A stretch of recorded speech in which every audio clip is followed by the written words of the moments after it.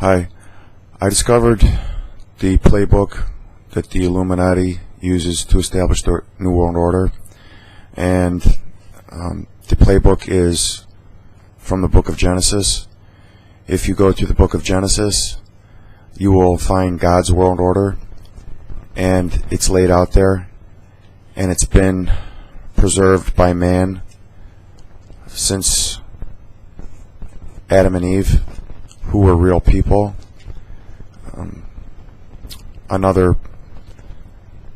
Before the New World Order, there was the lie about evolution, which is to make you disbelieve the story about Adam and Eve.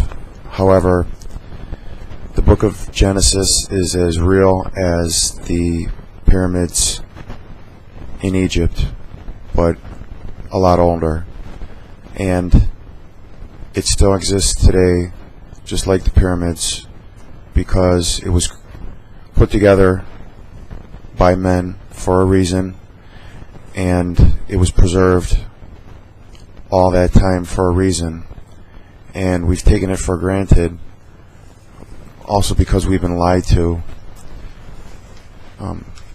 take our eyes off of it. But if we put our eyes back on it now, we will see that everything that the New World Order is trying to establish is the opposite of God's world order in the book of Genesis.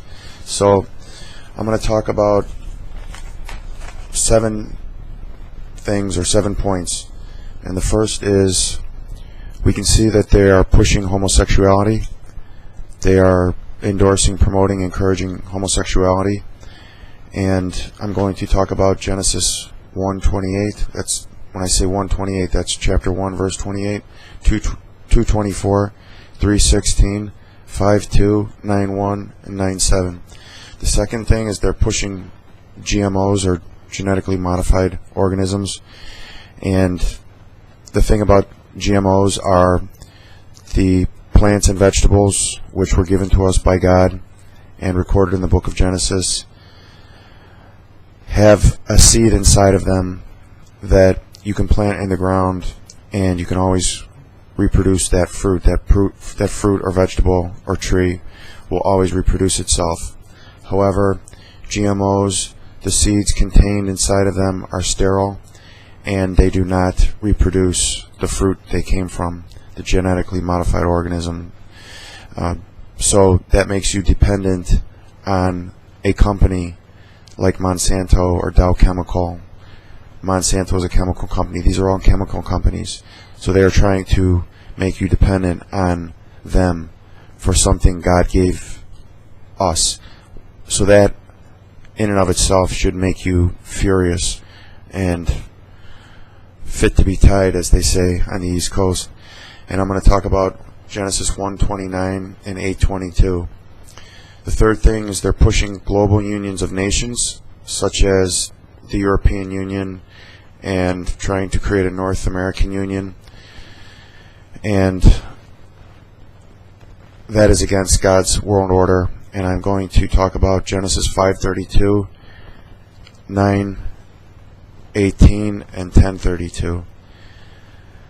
Fourth thing is they're pushing multiculturalism. They are pretty much trying to interfere with the races, such as the white European race. It's mostly an attack upon the white European race, a divide and conquer strategy. And I'll talk about Genesis 10:1 and Genesis 11:6-8.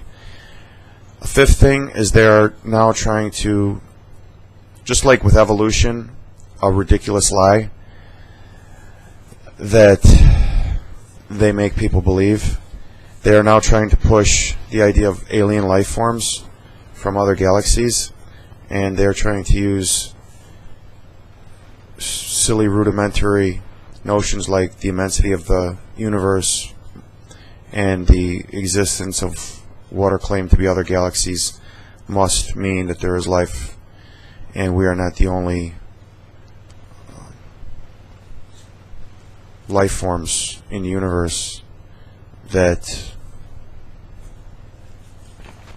are able to do what we're able to do as human beings created in the likeness of God. And that's why they push that, is because we are so significant, being made in the likeness of God, being made by God in His own image, that they are trying to, when I say they, I'm talking about they, the people who are in league with Satan, satanic forces, spiritual forces, the forces of darkness.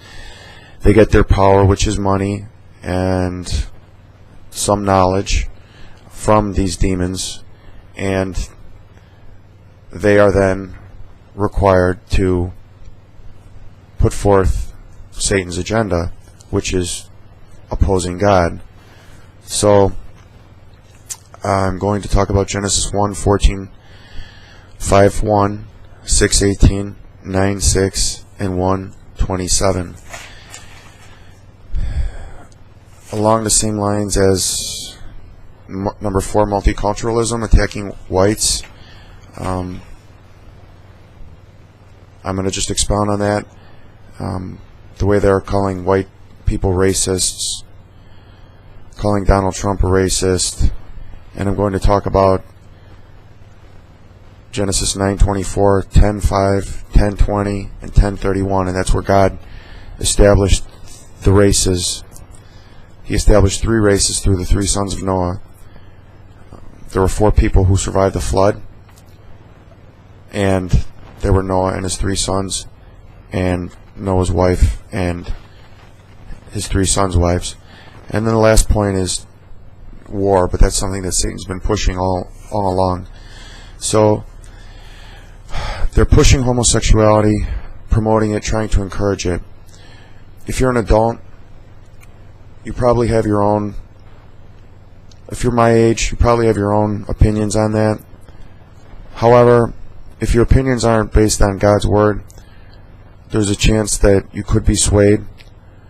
But you're past your sexual prime, as they call it, although that won't stop a lot of people, even older than me. However, what they're really doing is poisoning the young generation. So your children, possibly even your grandchildren, who are not even in their sexual prime, but will be, and it is trying to encourage them to engage in homosexual acts, which anybody who's been an adolescent knows you can find people of your own sex attractive, assuming they are perfect, just basically physically perfect, and that's why you see grown men going after young boys. So they want to get young boys going after young boys and young girls going after young girls, and that's really what this. So you shouldn't regard it as, oh well, yeah, those homosexuals, those guys over there in that section of town or at those bars, they don't bother me, so fine, yeah, go ahead, get married. That's not what they're doing. It's not that innocent. What it's doing is it's endorsing that behavior and that lifestyle so as to encourage it, so as to increase sin. Everything is to increase sin, opposition to God, to get you to disobey God. So Genesis 1:28, I just want to, or you can go to it yourself, and you can turn off the tape right now and just go to those verses right now. But if you're not going to do that, I'll try to put links in the video, but I might not put the links in the video, so you can always go to those verses that I stated. But Genesis 1:28 is where God established a man and a woman and told them to be fruitful and multiply. And God blessed them and said to them, be fruitful, multiply, and fill the earth and subdue it. using all its vast resources in the service of God and man, and have dominion over the fish of the sea, the birds of the air, and over every living creature that moves upon the earth. The book of Genesis, if you go to Genesis 5 and go to Genesis 10, it will explain to you why the book was written. It says, this is the book, at Genesis 5, it says, this is the book, the written record, the history of the generations of the offspring of Adam. When God created man, he made him in the likeness of God. You have to realize that human beings have always been literate. We've always been historical. There is no prehistorical man. We began in the garden with God. The thing that puts us in the image of God, or makes us in the image of God, is our ability to create things. We can do a lot of things with our hands and our thumb that the other creatures of God cannot. Also, our intelligence and our ability to communicate and therefore coordinate our efforts with each other. So, we've always had that ability. We've never evolved from something other than human. That is a ridiculous lie, and there's no proof of it. And if you research it, you will see Darwin was an occultist, so he's another one in league with the devil, with Satan, pushing this agenda of Satan's on Satan's behalf, under the guise of being so smart, writing a book about it, and it's so stupid. It's just ridiculous. It's just a theory, which is ridiculous. So, if you have caves with drawings, that doesn't point to the way men had to communicate through rudimentary drawings. No, men like you, if somebody from 2,000 years from now were to go into your house, they wouldn't find writing on the wall. They would find artwork on the wall. And that's why if you go into a cave in France, wherever you find it, however old they claim it to be, and they find these drawings on the wall, that's not man communicating, trying to communicate. That's art. Just like you have art on your walls. Men don't write on their walls for the same reasons you don't write on your walls. Men were never rudimentary or unsophisticated. If they were, you wouldn't have what you have today. They built the pyramids, which you can't build. It's still a mystery how they built them. King Solomon, who preceded Jesus by 800 years or 1,000 years, something along that, who built the temple, he wrote Ecclesiastes, and at the end he said, of the making of many books, there is no end. But I'm paraphrasing, he says, but it basically it comes down to this: fear God and obey His commands. That's the whole purpose of man. So and Solomon also talked about the ancients people, the people of the ancients. So we consider Solomon to be ancient, but he considered the preceding generations to be ancient. That's how sophisticated we are, and that's how long we've been literary, and that since the beginning. So the book of Genesis was not written, and that's another thing. These scholars that say that the Gospels aren't accurate or not reliable because they weren't, the first known copy is 100 years after Jesus' death. First of all, they had writing instruments when Jesus was alive, and the reason he had 12 apostles was, in addition to 12 people being able to, for many reasons, the 12 tribes of Israel, but also 12 people being able to recollect more things, but also they also wrote things down. That's why he had disciples. So if you go to the book of Luke and recount and find the story, the history of John the Baptist, when his father Zechariah was stricken, he was made so that he couldn't speak because he doubted, even though he was scared when he saw the angel. He doubted what the angel was telling him. So as a punishment, he was stricken so that he couldn't speak. And when John was born, although Zechariah was told that the baby's name would be John, which means God is favorable. So when the family wanted to name him something other than John, they went to Zechariah. It's in the Luke's account. He wrote it down. Zechariah wrote down. He motioned for a tablet. He wrote down, his name is John, and then he held it up to them. Okay, so even back in Jesus' day, they had writing instruments. So it doesn't matter when the gospel, the first known copy is, whether it's 100 years or not. It was written by reliable written sources. Just like today, we have history books that are written they have bibliographies, and they have footnotes, and of all the sources that the information came from, to make so that you know that this is reliable history. It's the same thing with the Gospels, the same thing with the book of Genesis. We are literary people. There is no prehistoric man. That is an oxymoron. Man is historic. If some of the histories have been destroyed, that's because of all the wars and all of the great libraries of Rome and Greece that were destroyed and haven't made it this far. But we still have the Word of God, and that's no accident, because God is in control. So that's the significance of this book. So you should stop taking it for granted, and perhaps that's why God has allowed them to get this far with their agenda, their New World Order agenda, pushing homosexuality, trying to destroy the family, trying to make you sin so that you will go to hell, so that you will oppose God, so that you will be cursed, pushing these GMOs so that you will no longer be able to sustain your own life without some evil corporation, being dependent on some evil corporation for genetically modified seeds that have been shown to cause cancer. So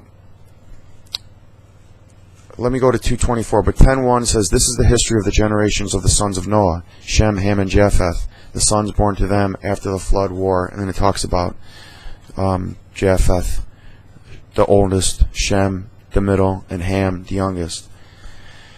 2:24, this is about homosexuality now, why they're pushing homosexuality. "Therefore a man shall leave his father and his mother, and shall become united and cleave to his wife, and they shall become one flesh." It doesn't say he shall leave his father and mother and go with his husband, with another man, with another woman. That is absurd. So, and this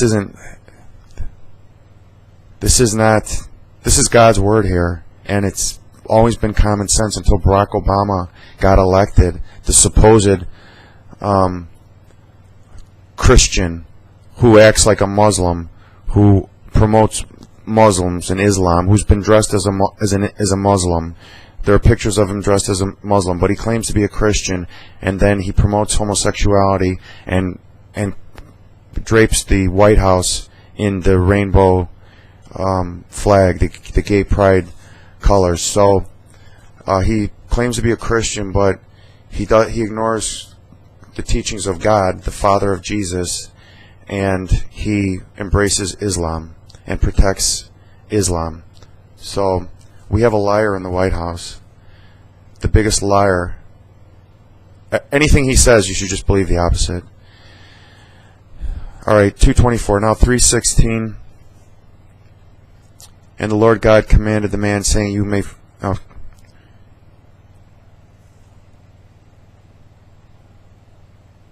3:16. That's 2:16. "To the woman he said, I will greatly multiply your grief and your suffering in pregnancy and the pangs of childbearing. With spasms of distress you will bring forth children. Yet your desire and craving will be for your husband, and he will rule over you." Okay? Your husband, not your girlfriend, not your wife if you're a woman, not your husband if you're a man. Why you should need to be told this is something you should really start to wonder. It's because of the television.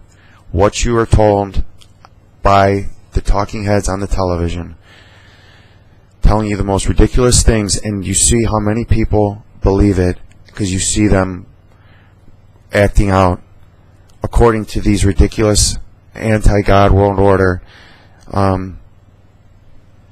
absurd lies. 5:2.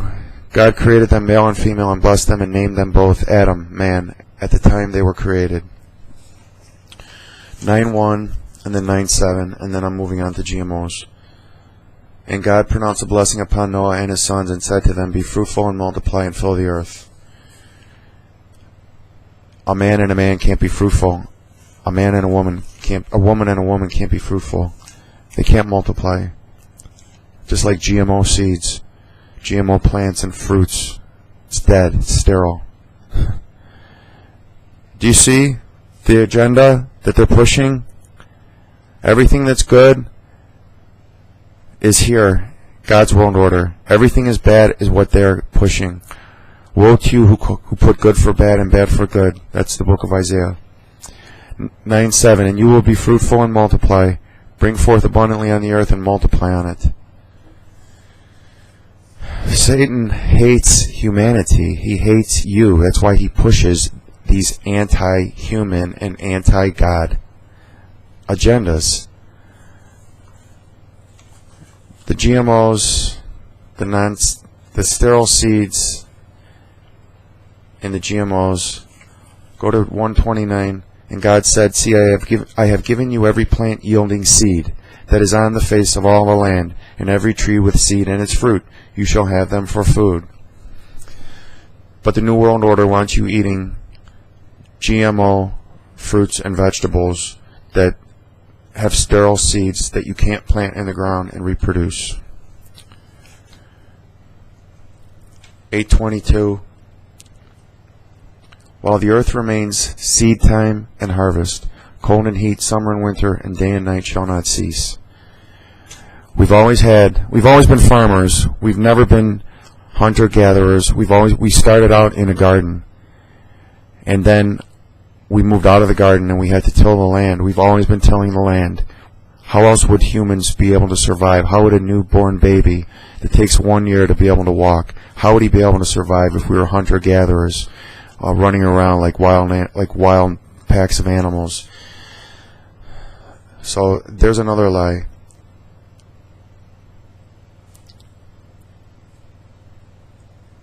Pushing these global unions of nations. 532, 918, and 1032. 532. After Noah was 500 years old, he became the father of Shem, Ham, and Japheth. They fathered the races. The races were created from Shem, Ham, and Japheth. I should say Japheth, Shem, and Ham because that's the order they were born in. 532, 918. The sons of Noah who went forth from the ark were Shem, Ham, and Japheth. Ham was the father of Canaan, born later. These are the three sons of Noah, and from them the whole earth was overspread and stocked with inhabitants. 1032. These are the families of the sons of Noah, according to their generations, within their nations, and from these the nations spread abroad on the earth after the flood. That's how we got the nations. This is how God created what we have. This is God's world order. This is what's good. Only God is good.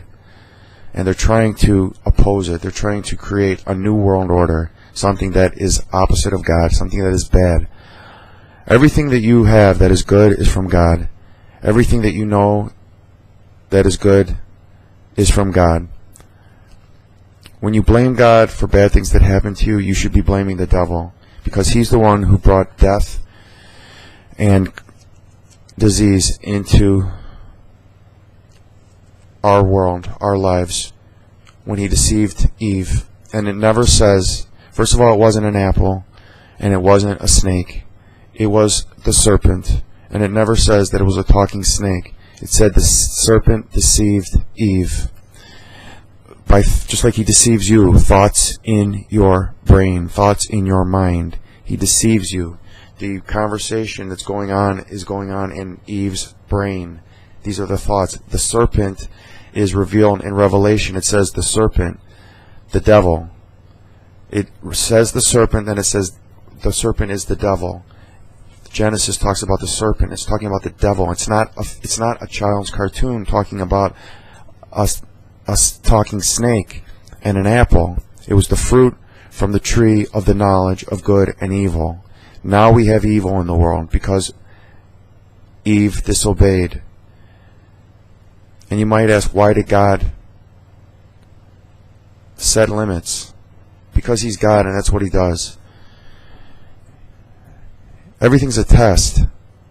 You see what happens when you disobey God. Bad things happen. If you obey him, good things happen. He tells you what not to do because he loves his creation, made in his image. And when you don't obey him, when you do what he tells you not to do, it's because it's something that's going to hurt you. And that's why the devil wants you not to obey God. Because if you tell your child not to cross in the middle of the road or to look both ways when he crosses the street, Satan will tell your child to cross in the middle of the road, and Satan will tell your child, don't look both ways, just run. Don't run in the crosswalk, and don't look both ways. That's what Satan will tell your child, so that your child will disobey you, so that your child will get hit by a car, because that's what Satan wants to do. So when God tells you not to do something, it's for your own good, but Satan will tell you not to listen to God, to disobey God. So when you disobey God, Satan, laughing, gets his way, and bad things happen to you. Bad things happen to me if I disobey God. So that's why we need to remember, get back to God. Get back to the book of Genesis. Get back to God's world order. We've been taking it for granted, and now we see what they're trying to do. We need to push back and get back to God's world order. That's what we need to do. 10:1. I'm going to talk now about multiculturalism and this, all the white shaming that they're doing, all the white guilt. I mean, these were colonies that were created by the British, the Pilgrims. It was the white man who are the descendants of Japheth who built this country, and now white men are being told that they're evil and they're wicked. Well, why is every non-white trying to get into the white man's country and then trying to tell the white man that he's no good and it's not his country when it is? And that's also in the book of Genesis, because it says that when Noah cursed Ham, he said, "Cursed be Canaan." And I'm going to get to that. But he said, and it says that they will always live in the tents of Shem and in the tents of Japheth. Japheth is the seafaring people. Japheth are the the people of the coastlands. Those are the Europeans, the seafaring people, people who go out on the sea. We know that those are the British, because of the British. They went, created colonies, and created an empire. The Spanish did the same thing. They had the Armada, the Spanish Armada. They went, created colonies, and created an empire. Same thing with the French. We've got English speakers in North America. We've got French speakers in Canada. We've got Spanish speakers in South America. Those are the seafaring people. Also, obviously the Vikings preceded them. They were the seafaring people, the white people. So it's biblical. It was Noah's curse on his youngest son Ham that they would always live in the tents of Japheth. But now they're trying to get the sons of Ham, the blacks, and the non-whites to try to take the sons of Japheth's tent away. Say it's our tent. No, it's not your tent. It's the sons of Japheth. You're living in their tent, but you're still a brother, and it's the Father's will, and you're not being mistreated, but you're not going to push your brother Japheth out of his own tent, because it's God's will. It's God's world order, but they want to create conflict. Satan wants to create conflict. He wants to create wars. He wants to kill humans. He wants to see humans killing humans. That's why there's always this antagonism. Black people were content to live in this country, in their communities, just like every other minority is content to live in another country, as long as they're left alone. And I can't go to Russia and start claiming, demanding Russians to give me everything that Russian people have. Generations and generations and generations of people who created that civilization in Russia, and I'm just using Russia as an example. It could be China, could be Japan. I can't go to Japan and start saying I demand that the Japanese people give me everything so that I feel like I'm as good or better than the Japanese people in Japan. That's absurd. But nevertheless, that's what they're doing to the white men in the United States of America. And that doesn't make me a racist. If anything, it makes God a racist, but in a good way. Because it's God's world order. The people who cause all the problems are the mulattoes. Barack Obama, Jesse Jackson, Al Sharpton. Look at them. They're not black. They're mulatto. So that's their problem. That's their problem, that their parents put them in a situation where they want to be white, so but they want to use the blacks to make the whites lift up the mulatto. So they use the blacks, saying, "Hey, I'm black." But then when they go to the whites, they say, "Hey, I'm white, and if you don't treat me like I'm white, I'm going to get the blacks I'm going to sick the blacks on you." That's exactly what happens. You just look at it. Everybody who's a rabble-rouser, and I'm not, they go and try to instigate things amongst the peoples, are mulattoes. Barack Obama is a mulatto, but he claims to be black, but he got elected by claiming to be white. Pushing, his grandmother, his white grandmother, and supposedly his grandfather supposedly was some World War II veteran. We don't hear about that anymore. Now he's just a black guy. But he doesn't do anything for the black people. Their lives haven't improved, but he goes on vacations that cost the taxpayers tens of millions of dollars. Ha ha ha. Laughing the whole time. He lets ISIS run wild and chop off the heads of Foley on TV, and then he gives some baloney speech, and then 2 minutes later they catch him on the golf course yucking it up with his big teeth. But so 11:6-8.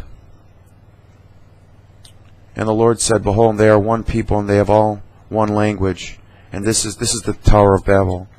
And this is only the beginning of what they will do. And now nothing they have imagined they can do will be impossible for them. Come, let us go down there and confound them, mix up, confuse their language, that they may not understand one another's speech." So the Lord scattered them abroad from that place upon the face of the whole earth, and they gave up building the city.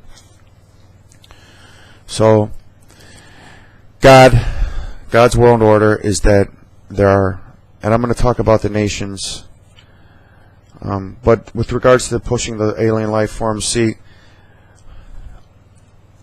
they want you to think that you're insignificant. They want you to not believe that you were made in God's image. And they being, again, the demons that work for Satan, and the people who are indebted to and deceived by the demons in exchange for the temporal things they've got, like their mansions, their money, whatever they buy with their money, a decadent lifestyle most likely. But they want you to believe that you're not significant, that you're not made in the image of God, and that you're not special. So they want you to believe that the universe, that we're just one tiny little aspect of the universe. However, the universe was created for us when God created the world. Genesis 1:14, and God said, "Let there be lights in the expanse of the heavens to separate the day from the night, and let them be signs and tokens of God's provident care, and to mark seasons, days, and years."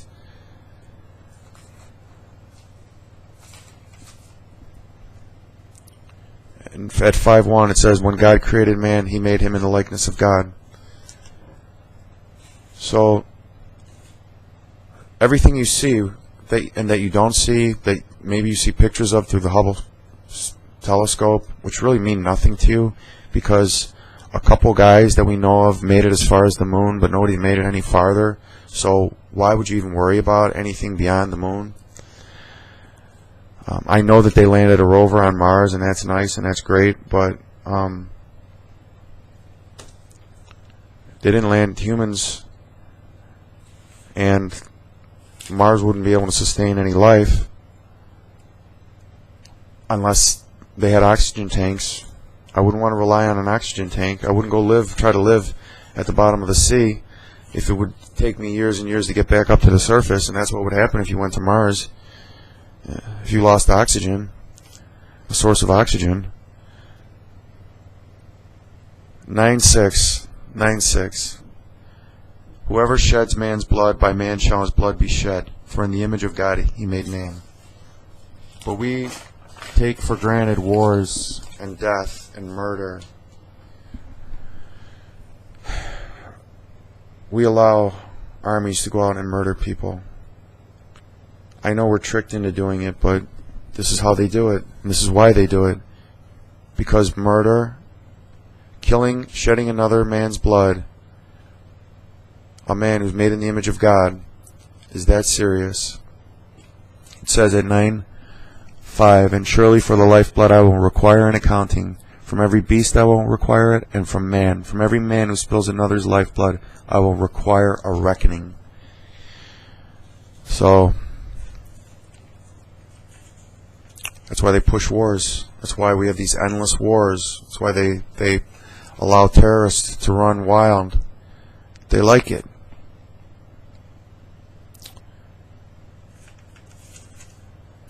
Alright, now let's talk about who's the racist. Is it the white man, or is it God in a good way by creating the races? 9:24 to 27. Well, let's go to 9:19. These are the three sons of Noah, and from them the whole earth was overspread and stocked with inhabitants. And Noah began to cultivate the ground, and he planted a vineyard. Then he drank wine and got drunk. He was laying naked in his tent. His son Ham, the youngest, the father of Canaan, glanced at and saw the nakedness of his father, and told his two brothers outside. So Shem and Japheth took a garment, laid it upon the shoulders of both, and went backward, and covered the nakedness of their father, and their faces were backward, and they did not see their father's nakedness. When Noah awoke from his wine, and knew the thing which his youngest son had done to him, he exclaimed, Cursed be Canaan, he shall be the servant of servants to his brethren. He also said, Blessed be the Lord, the God of Shem, and blessed by the Lord my God be Shem, and let Canaan be his servant. May God enlarge Japheth, and let him dwell in the tents of Shem, and let Canaan be his servant. So, why is it that the sons of Ham are really, they don't develop countries, civilizations, to the extent anything near what the sons of Japheth do, the Europeans? The sons of Ham being Egypt, Canaan, and I just say those, there are several of them, but you can picture Canaan being in the Middle East and Egypt being on Africa, and that's where they populated. Why did they need the sons of Japheth to come to Africa and colonize Africa in order to develop them into the modern, well, third world, but modern, to build those societies and to build those communities, to build that infrastructure? It's because it was cursed. It was a curse. It's not their fault. That's just the way it is. But they're still a brother. They're still the younger brothers. So the oldest brother usually gets the inheritance, and the younger brothers usually don't like it. But as long as they get to live on the brother's land, they really have no reason to complain other than petty jealousy. So it just is the way it is, and it doesn't mean that one's better than the other. It just means that, and you look at it the other way too. It says that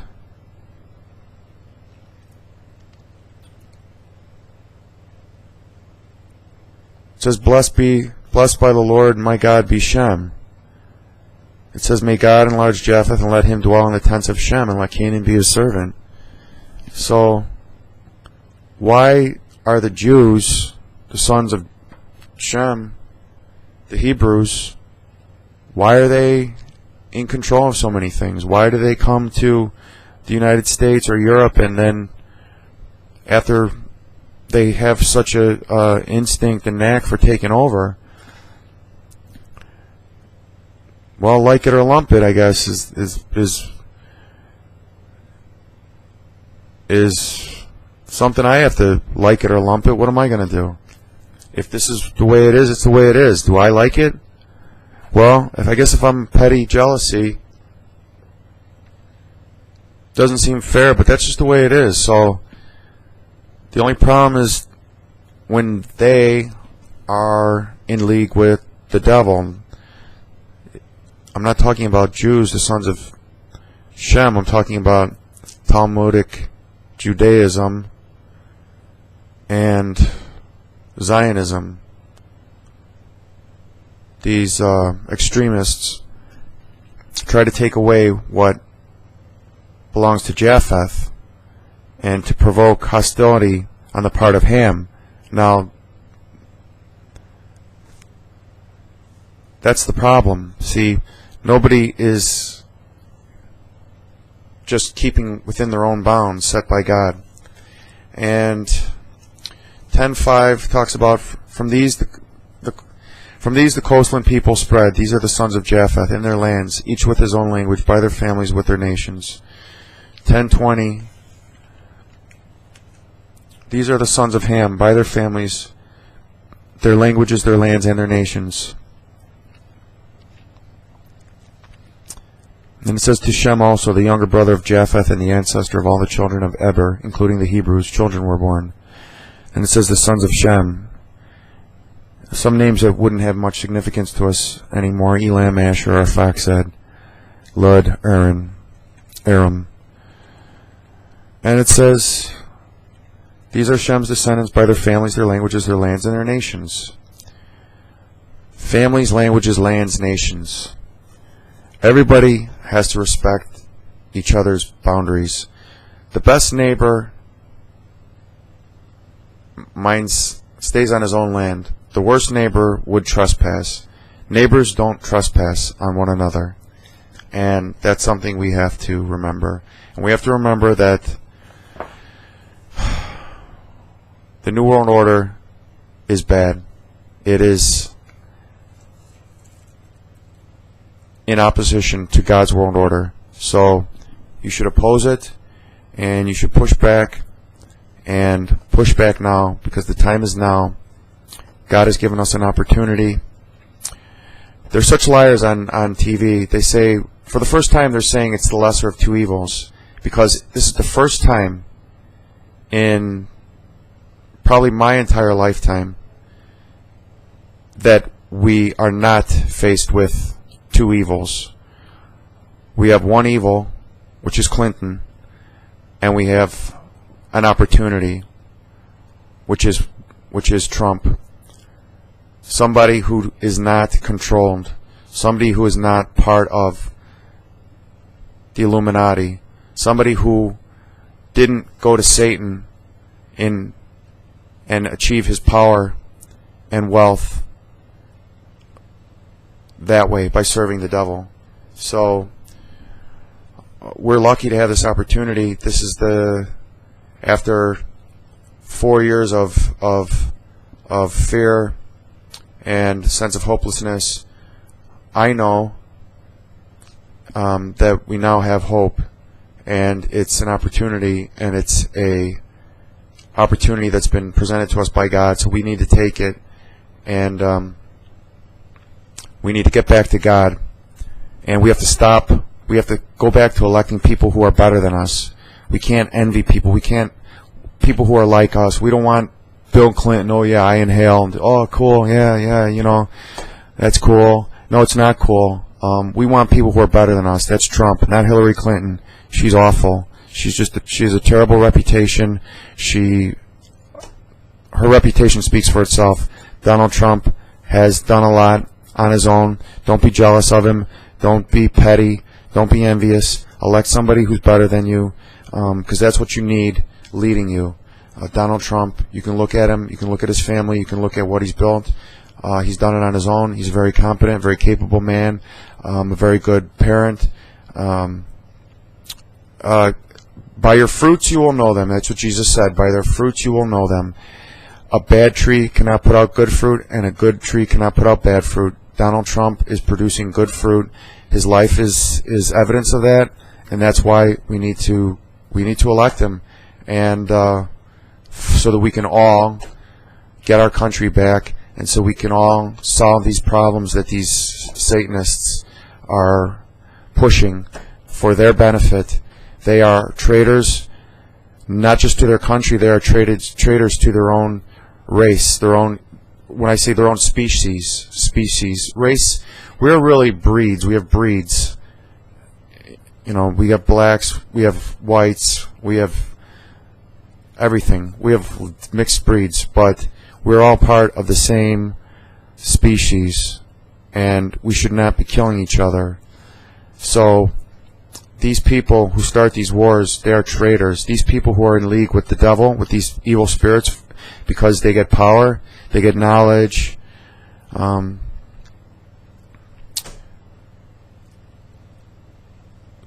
they've sold out their own people, their own species, for a life of luxury and an eternity of damnation.